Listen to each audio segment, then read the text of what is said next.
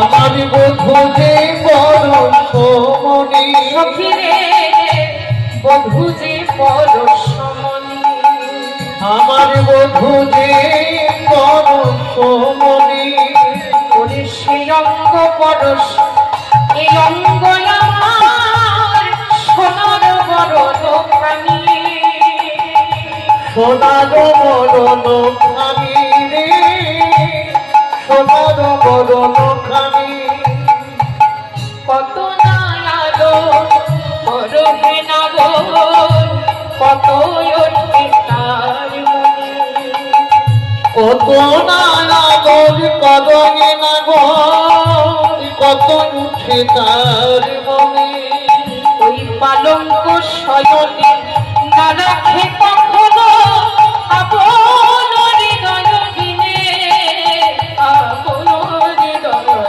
বিনে আপন হৃদয় বিনে রে আপন হৃদয় বিনে চরণের ধনে আপনি মাখই জোড়ানো জোড়ানো বলে এ কথা শুনিয়া দাস যদুনা আজ ভাসিছে নয়ন জলে। শ্রীমতী রাধারানী আজ মন প্রাণ ভরে গোবিন্দের জন্য কুঞ্জ সাজিয়ে রেখেছে। আর এদিকে গোবিন্দ কোথায় আছে? গোবিন্দ কোথায় আছে বাবা? না দাদা বলরামের সাথে শয়নে। গোবিন্দ আছে দাদা বলরামের সাথে শয়নে।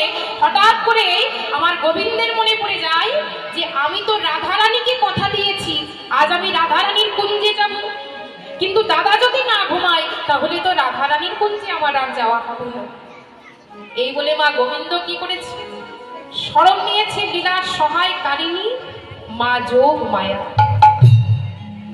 আর মা যোগ মায়া যেই না দাদা বলরামের দুনয়নে অবস্থান করেছে অমনি সাথে সাথে দাদা বলরাম কিন্তু ঘুমিয়ে পড়েছে। ও মা যেই না বলরাম ঘুমিয়ে পড়েছে গোবিন্দ কি করেছে? সেই সুযোগে গোবিন্দ আমার সাধের মুরলিটি হাতে নিয়ে চলেছে রাধারানীর কুঞ্জে। কিন্তু মাগো রাধারানীর কুঞ্জে গোবিন্দকে যেতে হলে চন্দ্রাবলীর কুঞ্জের দ্বার দিয়ে যে পেরিয়ে যেতে হবে। তাই গোবিন্দ চরণের নুপুরকে বলছে, নুপুর, এই নুপুর, আমি চলেছি রাধার কুঞ্জে, বলি আমায় যেতে হবে চন্দ্রাবলীর কুঞ্জের দ্বার দিয়ে। দেখিস নুপুর, আজ যেন তুই চন্দ্রাবলীর কুঞ্জের দ্বারে ভুলেও বেজে উঠিস। ওমা যেই না গোবিন্দ চরণের নুপুরকে এই কথা বলেছে, নুপুর তখন মনে মনে চিন্তা করছে ভক্তের সাথে ভগবানের মিলনের সুযোগ আজ আমি পেয়েছি, বলি এই সুযোগ এত সহজে তো আমি ছেড়ে দেব। তাই দেখুন মা, যেই না গোবিন্দ চন্দ্রাবলীর কুঞ্জের দাঁড়িয়ে এসেছে, যেই না চন্দ্রাবলীর কুঞ্জের দাঁড়িয়ে এসে গোবিন্দ দাঁড়িয়েছে অমনি রুমঝুম রুমঝুম রুমঝুম করে বেজেছে আমার গোবিন্দের ওই চরণের নুপুর। আর ওদিকে চন্দ্রাবলী আমার গোবিন্দের সেবা করবে বলে, গোবিন্দের পাদপদ্ম হৃদয় মাঝে ধরে রাখবে বলে আজ নীতি নীতি গোবিন্দের জন্য কুঞ্জ সাজিয়ে গোবিন্দের আশার পথপানে যে বসে থাকে। দেখুন বাবা, প্রকৃত ভক্তের হৃদয়ে কিন্তু একটাই বাসনা, ভগবানের শ্রীপদ প্রাপ্তি। এবার যেই না চন্দ্রাবলীর দ্বারে এসে গোবিন্দ আমার দাঁড়িয়েছে অমনি চন্দ্রাবলীর দাসী পদ্মা শুনতে পেয়েছে গোবিন্দের ওই নুপুরের ধ্বনি। তাই সাথে সাথে চন্দ্রাবলীকে ডেকে বলছে, চন্দ্রা, ওরে চন্দ্রা, এসে দেখে যা চন্দ্রা, আজ তোর কুঞ্জের পাশ দিয়ে কি চলে যায়। চন্দ্রাবলী ছুটতে ছুটতে বেরিয়ে আসে বাইরে। এবার এসে কি দেখে না কুঞ্জের দ্বারে দাঁড়িয়ে আছে প্রাণ গোবিন্দ। বলে বধূ, আজ আমার কি সৌভাগ্য, আজ আমার কি সৌভাগ্য, আজ তুমি আমার কুঞ্জে এসেছো।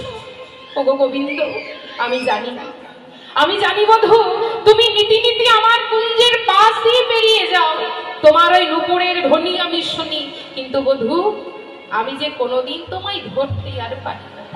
তাই চন্দ্রাবলী কাঁদছে আর গোবিন্দকে বলছে, ওগো এই পথে নীতি করো কথা গতি, নুপুরের ধ্বনি শুনি, এই পথে নীতি করো কথা অতি নুপুরের ধ্বনি শুনি, ওগো এই পথে নীতি করো গতাগতি নুপুরের ধ্বনি শুনি। এই পথে নীতি করো গতাগতি নুপুরের ধ্বনি শুনি। ওই রাধা শনে বাস আমারে নৈরাস আমি বলছি একাকিনী। রাধা শনে বাসে আমারে নৈরাস আমি বলছি একাকিনী। বলি রাধা শনে বাস আমারে নৈরাস আমি বলছি একাকিনী। রাধা শনে বাস আমারে নৈরাস আমি বলছি একাকিনী। বলো আমি কি জগৎ ছাড়াবো? বন্ধু আমি কি জগৎ ছাড়াবতী। গোবিন্দ বলছে, গোবিন্দকে বলছে, আচ্ছা বধূ, এই ত্রিজগতের সবাই তোমাকে কি বলে? জগৎপতি বলে তো? তোমাকে সবাই বলে জগৎপতি, তুমি নাকি জগতের না। তাহলে বলো না বধূ, তুমি যদি জগতের পতি হবে, তুমি যদি জগতের নাথ হবে, তাহলে আমি কি জগতের মধ্যে নই? কি গো বধূ, আমি কি জগতের বাইরে? বলো বলো, তুমি যদি জগতের পতি, আমি কি জগৎ ছাড়া?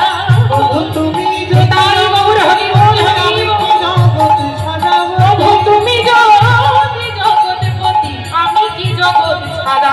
রাধা শনে বাস আমারে নৈরাসী আমি বলছি একাকিনী। বলো বধূ বলো, আমি কি জগতের মধ্যে নই? আমি কি জগতের বাইরে? সবাই তো তোমাকে বলে জগতের নাথ, জগতের পতি। তাহলে আমি কি জগতের মধ্যে